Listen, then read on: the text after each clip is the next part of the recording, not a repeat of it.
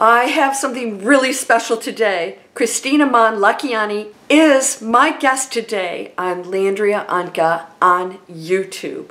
We're going to talk about becoming Flawesome. What does that mean? Well, she'll explain that in the interview. I wanted to share this amazing interview with you because she is the co-founder, along with Vishen Lakhiani, of Mindvalley. That is an amazing platform of spiritual teachers from health and wellness to even business. And as you know, I believe in perfect balance in your life. That means all parts of your life, from your relationships to work, how you earn your money. It's all your life. So I look forward to sharing this interview. I also have the podcast link here. It'll either be up here somewhere or down in the description, along with the link for her book, Becoming Flawesome. So let's get started.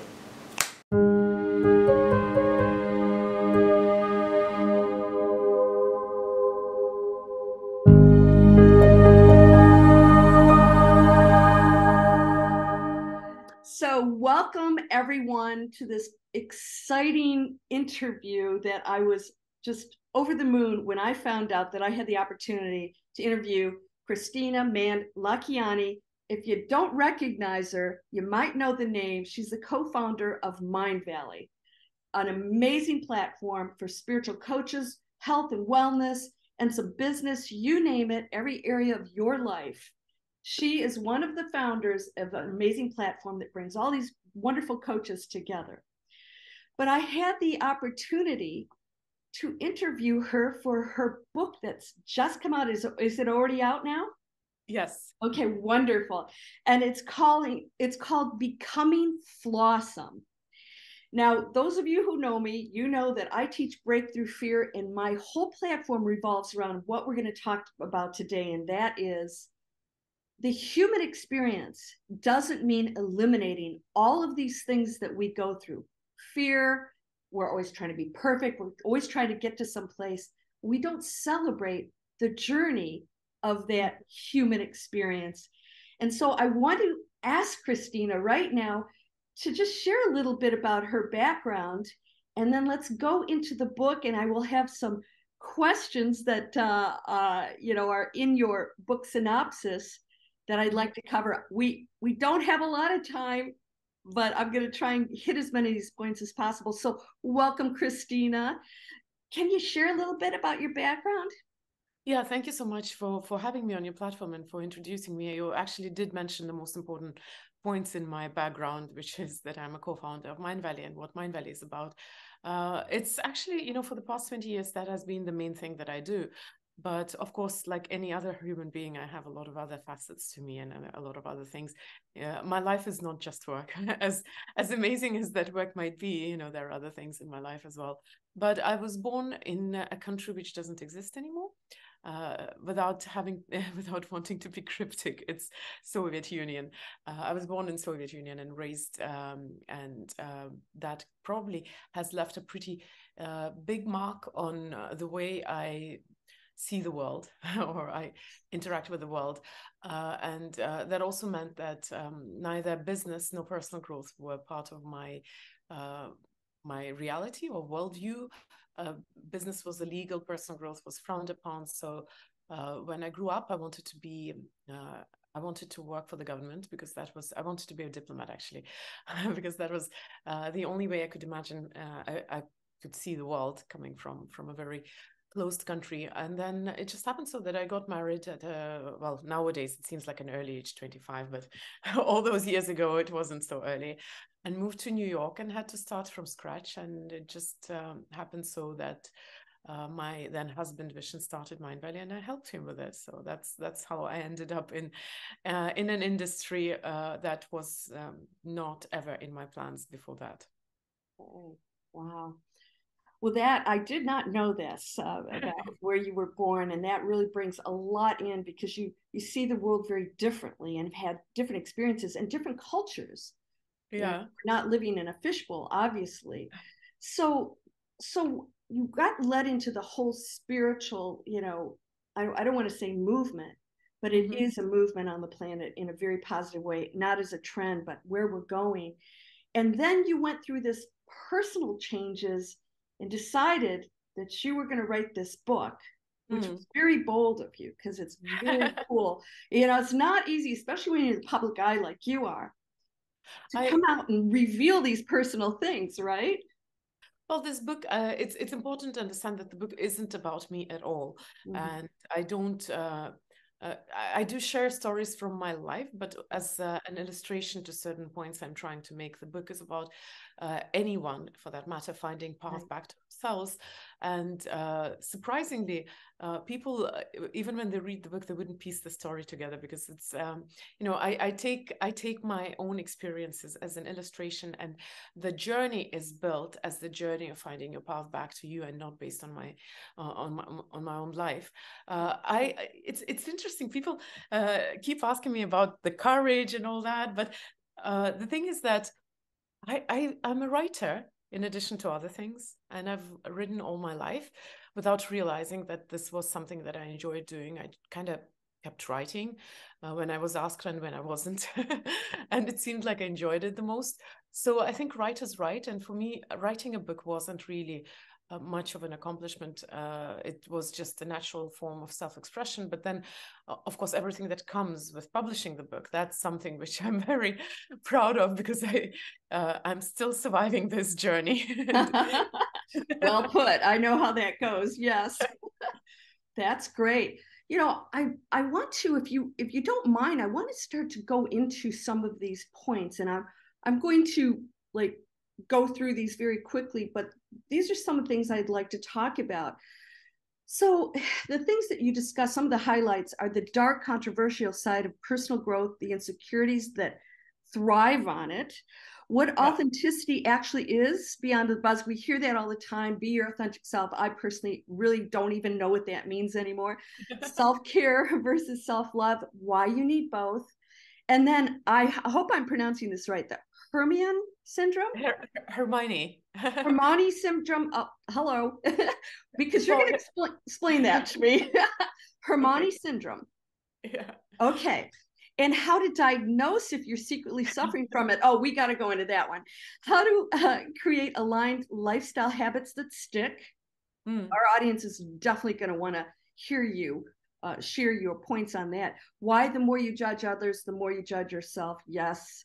Societal masks, how to remove them from your psyche. That's a big one. We live with this every day. And no matter how awakened you think you are, you have to deal with all of that of society, right? Imposter syndrome in the world of high flyers.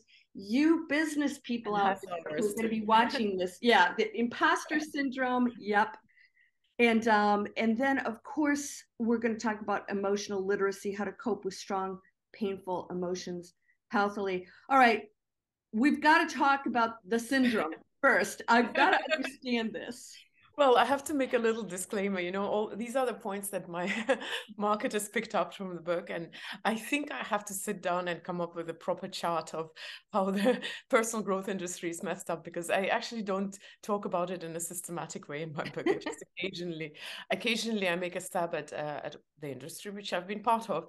I think it's like self-irony is probably a healthy thing. So, but I don't have a course on that. Right. So, but Hermione syndrome is there is a much more familiar word, which would be perfectionism. I chose to use Hermione syndrome. I call it Hermione syndrome because it kind of it felt a little closer to what I was trying to convey, and also not so familiar, because we're kind of so used to perfectionism being used as a word left and right, and a lot of the times people use perfectionism as when you ask, for example, somebody comes for a job interview and you ask, what's your biggest flaw? And they say, oh, I'm a perfectionist. And I get stuck in tasks. So we almost diluted this meaning to the point where it doesn't carry any weight anymore. So that's why I chose to replace it with Hermione syndrome, just to shake up a little bit the things. So Hermione is this character in Harry Potter. So in Harry Potter, they have three main characters. And the girl, Hermione, she's a very good girl. Well, with witch qualities, and she is very diligent. She's following the orders. She's very proper, and that's what I literally mean. It's a lot of us women who retain this Hermione throughout the life, to be very good, very proper, do the right thing, be diligent. So yes, perfectionism is probably a little bit more familiar word, but that's in essence what Hermione syndrome is about. Yeah. So let's talk about that. And you talk about the journey. And okay, we're talking about perfectionism, imposter syndrome, authenticity. I mean, all these words reek of us really not feeling like we could be ourselves, especially in the world of spirituality, even in business. We're always trying to be something else that we think people want us to be. And spirituality is like, deemed craziness by some people, and so people hold back on things that they want to talk about. And in business, I have to be somebody else. So let's talk about that perfectionism. And, what did you convey in the book that you want to share right now? So the point about perfectionism is more like a prequel to the whole thing. And as I said, it's what marketers picked up from my book, but literally they ended up at the most interesting point, because the book is a journey. It's not a very common personal growth book, as in it doesn't revolve around one idea. It is a journey that goes from multiple landscapes. So the first half of the book, in essence, is laying ground for the juicy thing, which comes in the second half of the book, because I believe that for anyone to find their path back to themselves, they do need some essential safety skills to survive the journey. And that's what literally the first part is about, which is about perfectionism or emotional literacy, for that matter. But you said the key word as you were asking a question. You said we are trying to be all those things that we think that society wants us to be. And that's the key word, the think. You think. I think that, well, I think. You think, I think. I believe that it doesn't really matter what society wants you to be. It doesn't really matter what your family wants you to be. And I understand that some people would say that their society, their country, their family is more restrictive and they don't have the free choice, but that's not quite true. I just want to remind for those people who have read Viktor Frankl's legendary book, Man's Search for Meaning. And Viktor Frankl was writing, for those who don't know, Viktor Frankl was writing about how he and a whole lot of other people survived Nazi concentration camps during World War II. And one of the meanings, one of the ideas in this book, which I think is remarkable, is that he says that even in the most dire circumstances, you still have a choice. Yes. You always have a choice. Even if your choices are limited, there is still always a choice. So with that in mind, very often when we say that somebody wants something from us, and that's why we perform in a certain way, I know it's a bitter pill to swallow, but it's our choice to subscribe to those expectations. I love that. I mean, that's the crux of my personal teachings, and that's difficult for people because you have to be bold. I mean, because approval is something that most people seek, and it is difficult for a lot of people. I mean, you have a much more outgoing personality. People like ourselves don't find that as difficult to, break through. And I'll give you an example. I just brought on a new student yesterday, and she said, I watch your channel. And she said, you have so much fun. You speak and you don't care what people think. My latest thing is I have all these different hats I wear. And she goes, I would love to just wear hats and just be myself. And I said, well, it's a choice. I just choose it. And so that approval you need, who is it you're trying to get approval from? Yeah. Who is that other person that you want to say you're okay is not okay themselves if they're in a place of judgment. So even in business, and I want to talk about the imposter syndrome.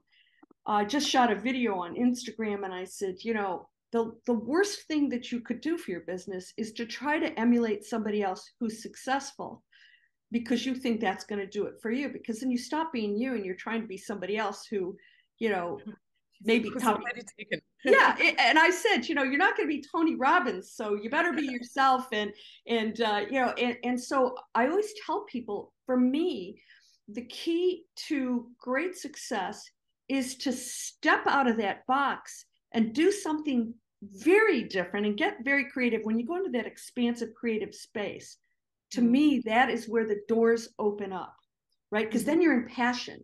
You're not really worrying so much about other people. You go into this place where you're feeling that joy, and all of a sudden you really don't care what other people think.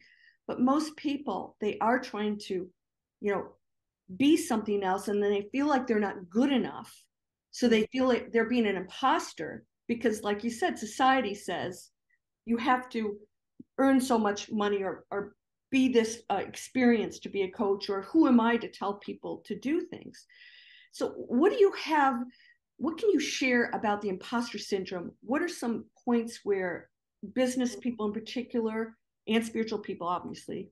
So if you don't mind, I'll actually leave imposter syndrome at peace for now. Yes. I'll get back to that maybe a little later. I wanted to comment on something which I found very interesting. You said you need a lot of courage to, I'm paraphrasing, I probably don't remember the exact word, but you need a lot of courage to embrace what you are, to be yourself. Be bold. Be bold And not care. Be bold, which I understand as having courage, to not care what people think. This is one way to embrace yourself, through fear, and find courage to do that. Another way is a little bit, it requires a little bit roundabout way to explain, but basically, why do people look for approval? Very often we look for approval because we are not sure. So you kind of think that this is a good thing. Let me show it to the world and see if the world likes it. And if the world likes it, then I'm convinced that it's a good thing. And that's how we've been brought up.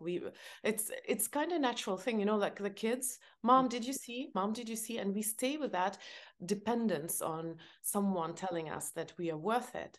That's also the reason why so many people go for success, because they need that approval. And I'm not saying just the Instagram likes and comments. I'm talking about that someone else tells me that I'm worthy, because if it's just me, then what if I'm just self-obsessed, selfish, delusional, whatever it is. So because we can't give it to ourselves, we tend to crave for that approval from outside.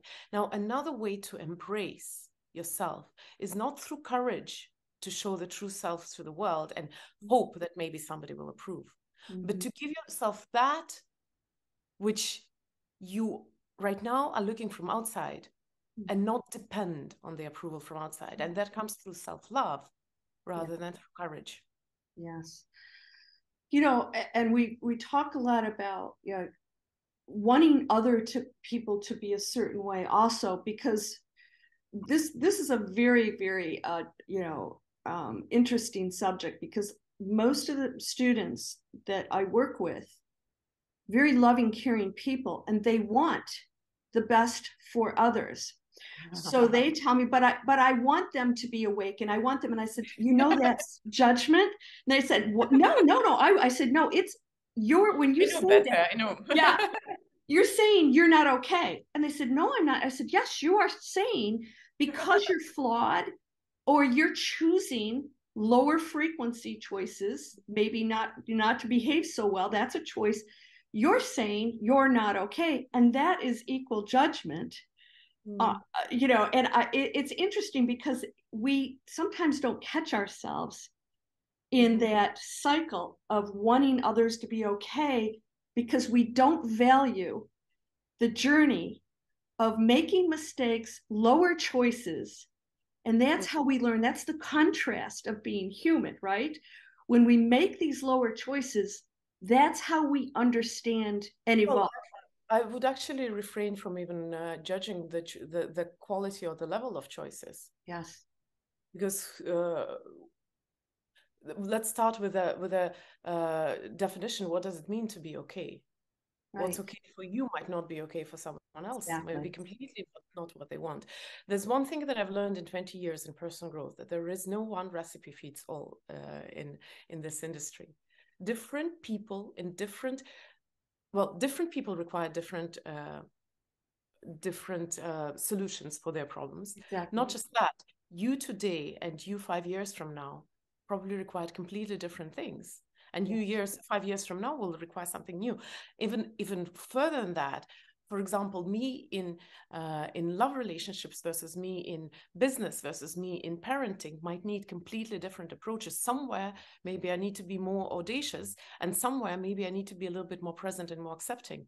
They're completely two opposite solutions. Mm-hmm. So to say that you know what somebody else needs is a little bit presumptuous. Yes.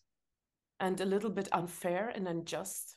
Yes. And I would also venture to say that it's a little bit delusional. Absolutely. And I could go deeper.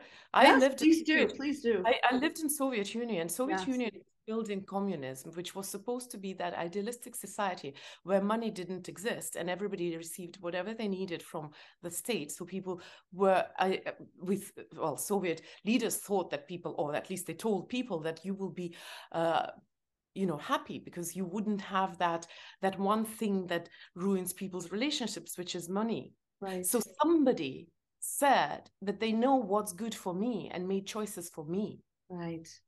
And maybe in the original of that idea, there was some seed of something which was good, but then it was based on blood and injustice. Yes. And it survived for so many years. So, almost every religious fanatic, child soldier, populist politician, they're all either hearing that or saying that out to people that I know better what you need. Yes. That is the human condition and that is what we're talking about right now. It's like you just said it. I think I know what's best for you. And that individualism, has taken a turn for the ego's power and control, which distorts the original meaning of what that was supposed to be again. And we go back to choice. And I just always say, there's nothing evil about money or abundance at all. Everybody should have it. It's what each individual does with it that determines the outcome of the use, or whether it's for themselves or to control other people with it. So how do we move past all of this? I mean, you talked about being authentic, but how do we become authentic without infringing on each other's free will? Well, it's the thing is that Kristina, you have all the answers to the world problems, right? Just break them out. I know that's not an easy question. No. I would now need to start with no. Of course, I don't have answers to all of the questions. But regarding authenticity, we have to start with definitions. We can't talk about phenomena without defining them, because we can use the same word but mean different things. Yes. Even if you talk about abundance, very often abundance, the way it's used in our industry, has nothing to do with financial wealth. Right. And we try to stretch that meaning still further, which I believe that if you don't define phenomena, you're not you can't really go into studying them. You will do a disservice to what you're doing. Every science starts with definitions. So when we talk about authenticity, my definition of authenticity, well, I have to give it with a little bit of a context. So authenticity is only defined by anthropology, and it means being true to yourself, which we kind of understand. So if we leave aside everything that we think about authenticity in terms of personal growth, authenticity, the essence of the word, means being true to yourself. Mm-hmm. So in my book or in my teachings, when I talk about authenticity, it's not even the goal of my teachings. I mean your relationship with yourself. Mm-hmm. Mm-hmm. Because if it's true to yourself, it's only about you. So mm-hmm. authenticity is your relationship with yourself. Mm-hmm. Now, it doesn't have a direction. The moment you give authenticity a direction, it stops being authenticity and becomes something else. Right. So to say that your authenticity is going to influence the world in one or another way is a little bit counterproductive, because we are not talking about authenticity. Yes, if you sort out your relationship with yourself and you change, your relationship with the world will start changing, but it's not because you're projecting your authenticity out into the world. Authenticity is about you and your relationship to yourself, which means it's about you staying true to yourself, to your values. Mm-hmm. And that, of course, is going to impact how you interact with the world. But the moment you give authenticity a direction, it becomes something else entirely. It can be sincerity, it can be honesty, it can be something else, but it's not about authenticity anymore. Yeah. No, I think that's beautifully put, because I don't think people realize that. That's that other side of the ego and power and control, trying to be something again. You're right, is not authentic. And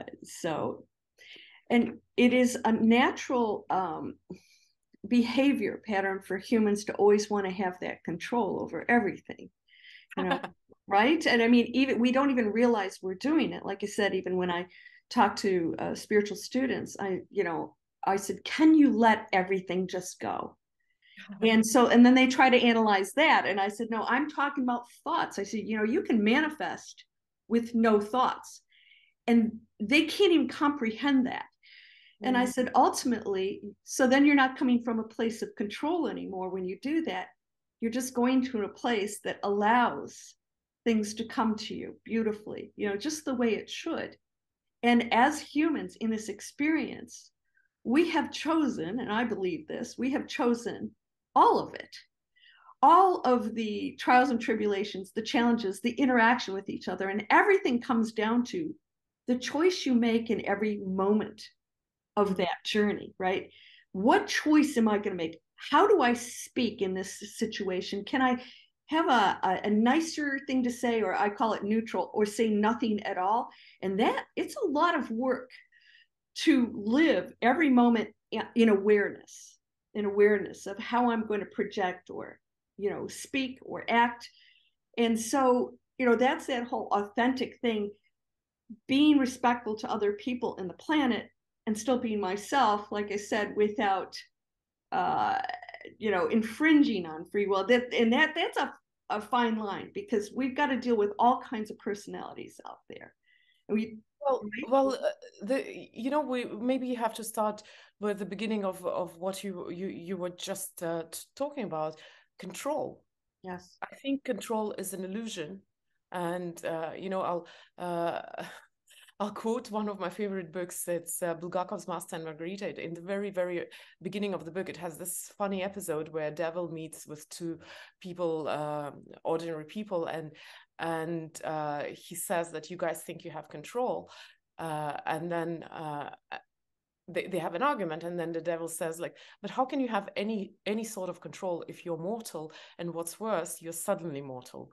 So, and then of course the next thing that happens, one of the characters gets killed accidentally in an accident.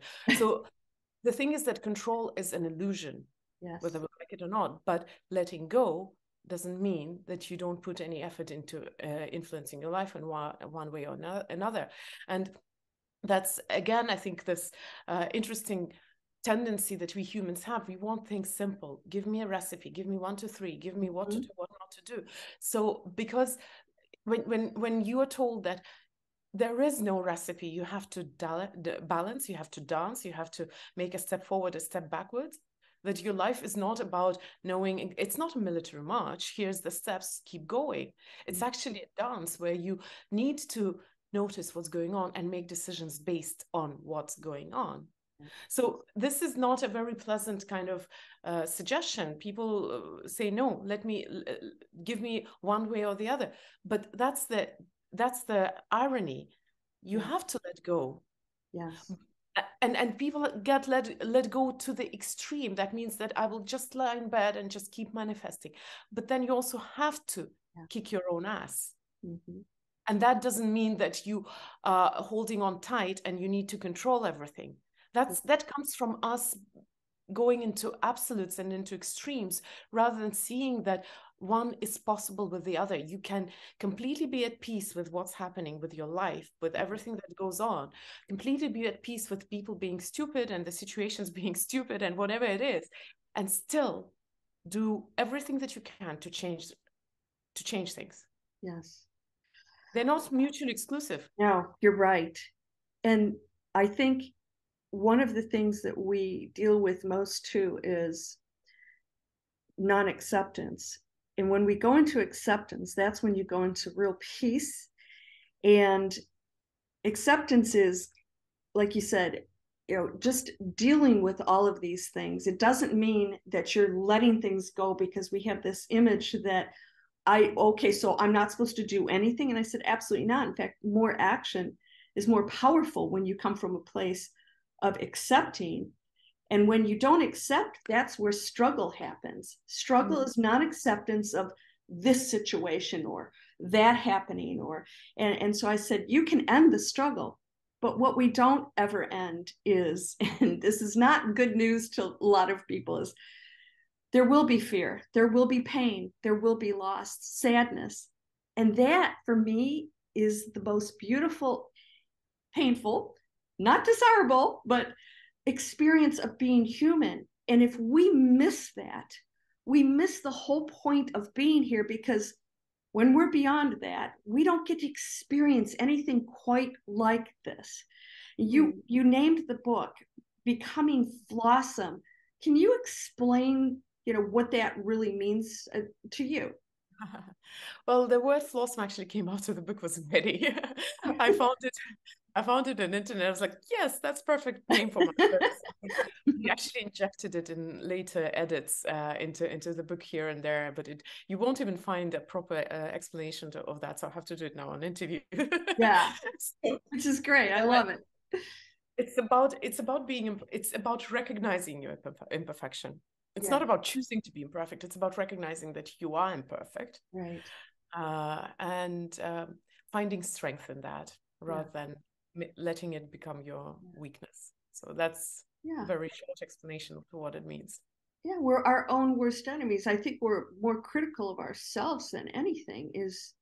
I have flaws, or I'm supposed to be perfect. I mean, we look at social media, and there's all these amazing filters, which I love, that make us look perfect. And now we're getting more and more into that. It's like, how much more perfect can we be, and what are we gaining from that? I don't understand the gain from it, because you'd never escape the challenges. We never do. Well, perfection is not even in the nature of nature. It's not in the essence of nature. Nature is imperfect, and that's how it's been evolving, through things being a little bit abnormal. Otherwise, probably nothing would happen perfect. I think only chemical elements without soul are perfect to a degree. But that's an illusion, to think that you are perfect, or to think that you could be perfect.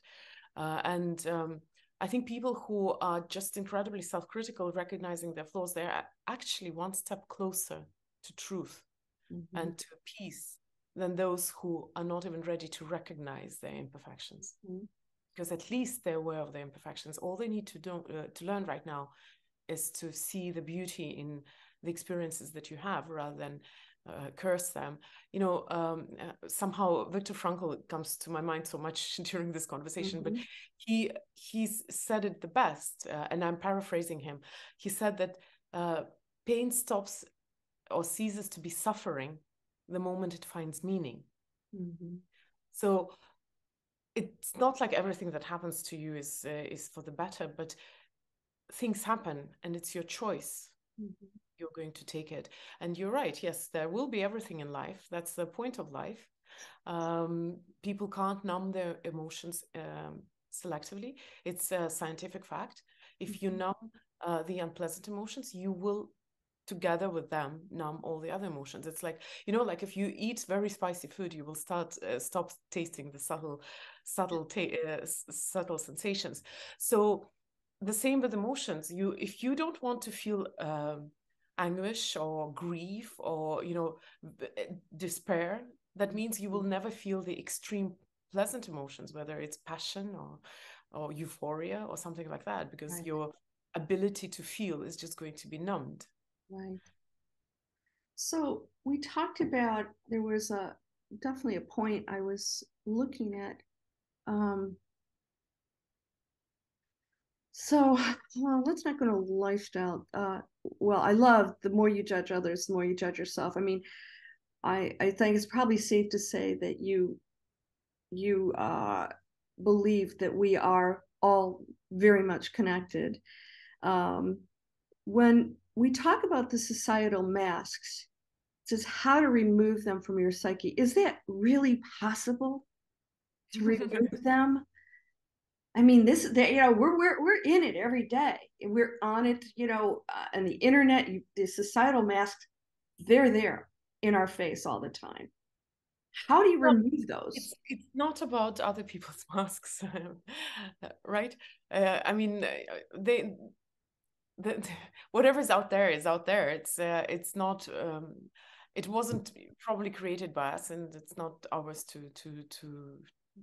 well, to judge it for that matter. But when it comes to masks, in my book, it comes in the context of us playing different social roles in different social circumstances, which is absolutely natural. But it's a journey. So it's right now I'm taking a piece of a story out of like a storyline.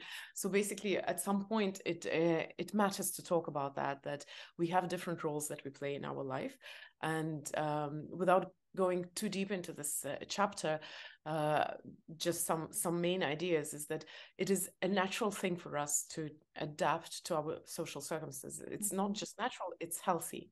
It's extreme not to do that. Now, the problem comes with us prioritizing certain social roles over the others, which is also natural, but that happens based on society values. So, for example, if you are a woman and entrepreneur, you would society puts more value on entrepreneur, as horrible as it may sound. So very often, if women see the conflict of their roles, they would choose to perform as an entrepreneur rather than as a woman. Or let's say if you are a career woman and a mother, since society values career above motherhood, you would naturally prioritize the role which society values as higher. And now the problem arises when we start getting attached to the roles which are societally more valued, and we're forgetting the real person, because it's just a role that we play in certain circumstances. It's not what makes me me. So a very maybe drastic and funny example would be being an influencer and forgetting that you're also a friend to some people, right? Yeah. Or being a busy dad and coming home and forgetting that there you're a dad, you're not a busy, entrepreneur. So that's where the problem arises, when we start identifying ourselves with certain social roles, betraying the true person. And that it comes in the context of trying to understand how do we lose ourselves, because we kind of suffering from Hermione syndrome. We are trying to do all the right things, and doing the right things means choosing success over our own well-being, because that's how society is wired. You have to choose success. That's how you receive love and admiration. When you're successful, people admire you. They give you what you think you need. So that's just how that path starts.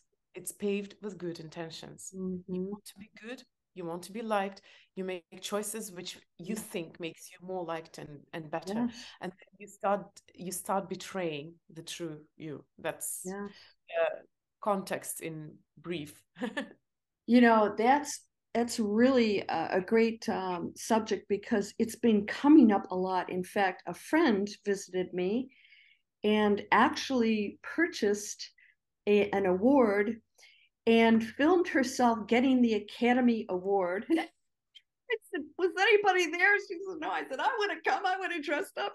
I said, what are you giving yourself the Academy Award for? And she said, because I put on the most amazing act in all of these different situations. And I said, well, when do you end that? What is it you're afraid of receiving on the other end if you give that up? And it is disapproval. And I said, what we do is we're conditioning other people also. So one of my commenters on my channel said, watched my video and I went, well, you got to be careful about the advice we give. I said, it's just my opinion. But she said she decided to tell her daughter and son-in-law that when they go back to work, she will not be watching the kids. She says, because I have plans for my life, and she did it in a very polite, nice way. And they stormed off, never to be seen again.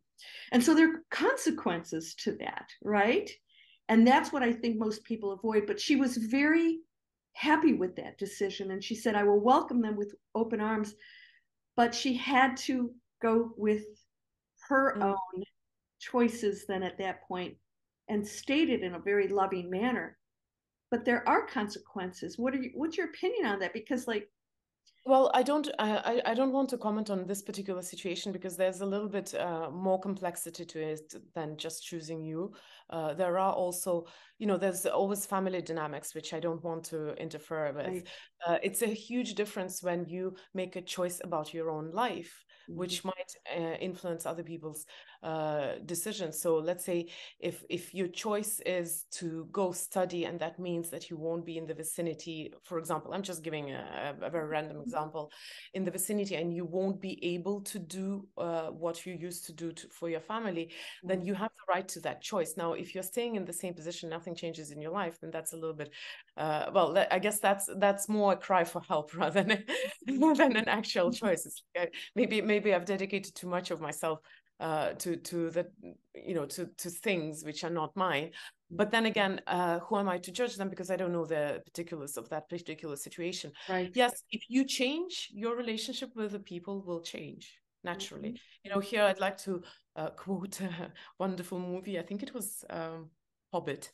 I tried to remember if it was Lord of the Rings or Hobbit, but I think it was Hobbit. And if those who haven't seen the movie, there's this Hobbit who goes on a journey and goes through a lot of adventure. And then before he starts on the journey, he asks Gandalf, who is the wizard and accompanies him on the journey. So he says, will I come back? And Gandalf says, I can't promise you that. And if you do, you won't be the same old hobbit. And that's the thing that matters. Yes, you will change. And when you change, your relationship with the world naturally will change. Will it become more complicated? No, I don't think so. I think that there will be people who will misunderstand you, who will be hurt, but it doesn't mean that your relationship with the world will become more complicated. I think, if anything, it will become better. It's just that change in the system usually comes with upheaval and some kind of chaos. And why I'm saying that I don't think it will be more complicated, because, there's this theory of systems, and the systems work when the information in the system flows freely without any disturbances. Now, if you learn to sort out your relationship with yourself, you become honest with yourself, you're present for yourself, if you become authentic, that's like removing a blockage from your cell in the system. And I think as a part of a system, you function better. Now, of course, in your system, there may be pieces which will just not match that system anymore, right, and you will lose them. Right. Now, one very important thing that I want people to understand, being yourself is not the same as being inconsiderate, rude, or imparting unasked opinions. It's not about saying, hey, I'm just being me. Usually right. When somebody says, hey, I'm just being me, it's a prelude to some uninvited and probably painful comment. Yes. Yes. So it's not the same. You can stay true to yourself and to your values and still function properly in the society without any, damage to it. It's we sometimes overestimate the influence of our social context on us, and underestimate the value of just because you're true to yourself doesn't mean that you have to go out and tell everyone how they're wrong, or judge them, or or demand respect for yourself. If somebody doesn't respect you, just turn around and leave. Yes. Offense is freely given, but it is a choice whether you take it or not. Yes, I love that. And you're right about that. People think, well, I'm just being myself. And this is where we have to have the discussion about, like, okay, so what does our world look like at that point then? Because within being authentic, we still have that choice of being the kinder person, the more giving person, the service to others. So I can still be me, but I can do it on a different level that's going to affect people in a very positive way. And then be the me that, like you said, is not the same anymore. So that's why I always say, like my dad used to say, if you don't have anything nice to say, don't say anything at all. Zip it, Landria. And I went, okay, and it was true. It's like, it's okay to say nothing sometimes, and examine yourself and determine whether or not I'm being myself, but is that the self I want to be? And then we have the choice to change it and become something much more amazing. And I think we're going toward that. I see it. A lot of people don't, but when you're exposed to a lot of people on the internet, you get that feedback, which is really valuable. And I have very positive feelings, and very hopeful for our future, because I think people are becoming more awakened to the fact that they have to make higher choices. Because I think for a very long time, those choices we made of being authentic was, oh, I can do anything I want because I'm being me. Right? Well, I think humanity is a beautiful collection of creatures. Our problem is that we are wounded, and we don't let ourselves heal. So I have no issues with people doing silly stuff, because it's let me give you an analogy. If a child is let's say naughty and unruly and breaks a vase, you probably are not going to think that the child was malicious and did that because they wanted to hurt you. You'd probably understand that they just didn't know better. So that's how I usually try to see other people acting out weirdly, or being hurtful, or even being unjust. I remind myself that it usually comes from their pain, from their. So it's not the question that, do I have issues with them? I have issues with the fact that we as a society don't deal with healing our wounds. That's the only issue I have. We really need to be kinder to ourselves, to come to peace with ourselves. Then we'll stop torturing the rest of the world. Yes, exactly. And that is so true, because I call it breaking the chain. We have to break the chain of your anger and fear coming from your parents, who came from the grandparents. I said, for everybody who has been abused, I guarantee you there's abuse in their background, there's fear in their background, and it keeps getting passed down. And I do feel it is our responsibility is wanting to be better humans, or having a much more meaningful experience, to break that chain of programming or anger or fear, and seeing past it, and still being, like we talk about, having flaws and all that stuff, and accepting that too, not trying to be perfect, but knowing that sometimes there are just better ways. It's very difficult for a lot of people to go into that, anger and fear and all of that, especially nowadays. There's a lot of that out there, and we're exposed to every day. I wonder, I really can't judge. I don't know people 200 years ago. I think they had different ideals or 100 years ago. But I think humanity is good. I do too. I think we came here that way. I said, if you took the kid out in the woods, and they were brought up as the wolf child, they wouldn't have all of these issues and ideas and beliefs. I said, where do they come from? We get these things passed down. I wonder. Yes, of course, but that's how anybody learns. It's like this, contagion, social contagion. You learn by emulating others, and that's kind of natural. I think animals do that too. And yes, a lot of the things are social construct, but if a child was brought up by the wolves, the child probably also would learn to act on every single sensation that they feel. So if they feel hungry, they'll eat whatever they see, even if it's somebody else's sandwich. And if they feel angry, they'll lash out, because it's a human construct as well, that you can place a space between your emotion and your choice. Absolutely. And that's a wonderful human construct. I think that's what makes us so different from all the other living things on this world, on this planet. Yes, we are messed up, but we also have advantages which we shouldn't forget. Yeah, absolutely. And I always say, without the person who's ill, the caretaker doesn't have that beautiful opportunity. And without the child who needs to learn, there's no teacher. And so we sometimes don't recognize how amazing these opportunities are for us to become something great, in challenges. And I think that should be embraced, but it's difficult sometimes. It doesn't always feel good, to see the yeah, a lot of things don't feel good. a lot of things don't feel good. I want to just sort of look at this again. Okay, so I'm going to ask you this big question again. Emotional literacy, how to cope with strong, painful emotions healthily. How would you suggest that?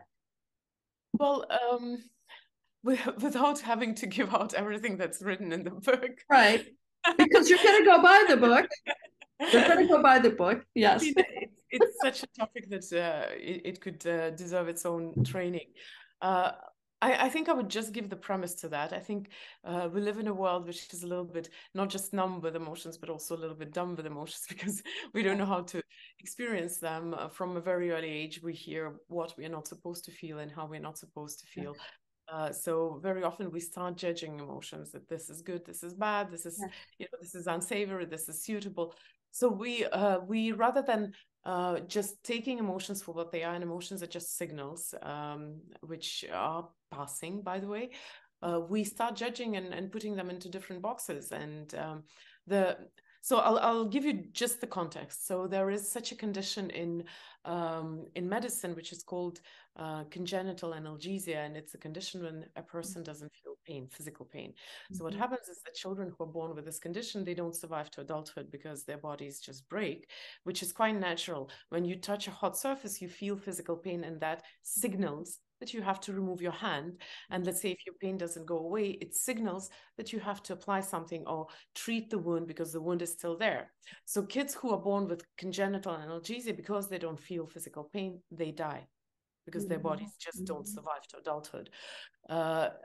We as a society have trained ourselves into emotional analgesia, which means is that rather than taking emotions for what they are, which are just signals, just not from our physical body, they're signals about our life, that something needs our attention. Yes. We try to either numb them, with painkillers, and I'm not meaning painkillers as painkillers, but the things that make us feel less. Right. We either try to numb them or patch them up or brush them away or push through them or ignore them or pretend that they don't exist or say it's beneath me. There are so many ways how we know how to not to deal with emotions, rather than just do, let them do what they do the best. They come, they pass the signal, you get the information, and they move on. Emotions don't stay. So even if it's anger, if it's even grief, everything, it all moves on, it passes, it brings you information. And the only thing you need to do with emotions is hear the information. Yes. Well, and then in the bigger context, of course, make conclusions and everything. But again, I don't want to go too deep into that, also because we've talked for a bit already, and I don't want to bore you with another deep topic. You would not bore me. I love this. I love it because it's so healthy, because like you said, there's no one way. And, we're always striving for something. When we talk about emotions, and this is the big one, you wake up at 3:00 in the morning and most people sweating and what could be, and the fear of things that might happen that never do. And we struggle because we don't want those feelings. And I always say exactly what you just shared, and that is, look at them. What's causing this feeling? And there's a solution to it. Is it that I'm going to lose the job or the relationship? So instead of, not wanting the fear and saying, I don't want this, I don't want to feel this way, say, okay, why am I feeling this way? And let's try to find that solution to this, because it's another opportunity for a challenge to be resolved. And there's something great to come from that. And sometimes there's anxiety because you do not know the solution. And even with the things that you don't know how to solve, and you don't always need to know how to solve your unpleasant emotions, there is a very good question that helps with quite a lot of emotions. What does this emotion tell me about me as a person, about my personality, about my values? Yes. For example, grief for loss of a dear person. There is no solution. The person is gone, and you still feel the grief. Yes. But it does carry some valuable information for you, and just allowing it to be, maybe it's a reminder of the blessings you have had in your life. Maybe it's a reminder to stay closer to people that you still have in your life. There is always something to be heard. Yes. Even if you don't know the solution, once you hear, then the emotion has served its purpose and it can move on. Yes, absolutely. And I always say, especially with grief, like you said, there's no bringing that person back, and it's real. That's real pain. I said, sometimes it's just a choice of saying, can I celebrate this instead? Can I seek something different that is still authentic? It's still authentic because I'm feeling this pain because I do love them and I did want them in my life. And, so maybe I can celebrate that, and it doesn't always, cure the pain, but we talked about choice. Choice is always there. Like you said, you could be locked up in prison and no one controls those thoughts or emotions. You are 100% in control of them, and that's not easy for people to come to terms with. So I'm very excited for this book. And of course, I've read everything that was sent to me, so I won't, like you said, go into anymore because we're coming up on the hour. And yes, I would have a very hard stop. So I would just like to say thank you so much. Is there anything you want to say? I think you pretty much said so much. No, seriously, you've shared so much. I so am appreciative of this. It was wonderful. Thank you. What anything you'd like to say other than you can buy it on Amazon, and and also Mindvalley is selling the book also? Yes, Mindvalley is selling the book, and you can buy it on my website as well. It's when you buy it on Mindvalley or my website, it comes with bonuses, of course. You heard that. You know what? I'm going to get that link. I'll talk to your wonderful person that's going to supply that information. And everybody, I'm going to include that link so that you can just go straight into the Mindvalley site. And thank you, Kristina. This was absolutely amazing. Such a pleasure to meet you. You're beautiful. And thank you for shining a light on this planet. And we'll see you soon. Thank you so much for having me. It was a pleasure. Thank you. Bye-bye.